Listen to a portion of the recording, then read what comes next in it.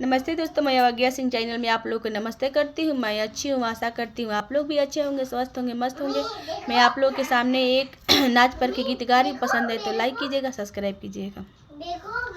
अरे कौन पापी अगुआ हमारे आई हो दादा, कौन पापी अगुआ हमारे आई हो दादा, दिहले बुढ़वा से बियाह आई हो दादा, बुढ़वा के लेके हम चलनी बजरिया आई हो दादा, बुढ़वा से चैटी न ढोवाए आई हो दादा,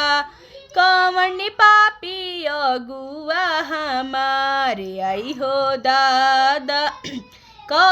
दिहल से बुढ़वा से बियाह आई हो दादा, बुढ़ावा के लेके हम फिल्म देखे गईनी आई हो दादा,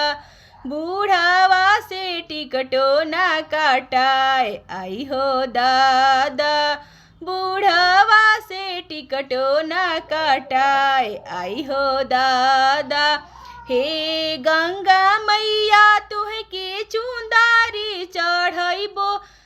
तुह के पियारी चढ़ैबो, इहो बुढ़ावा के ले जादा हवाई आई हो दादा, बुढ़ावा के ले जादा हवाई आई हो दादा, कौन पापी अगुआ हमार आई हो दादा, दिहल से बुढ़वा से बियाह आई हो दादा, दिहल से बुढ़वा से बियाह आई हो दादा।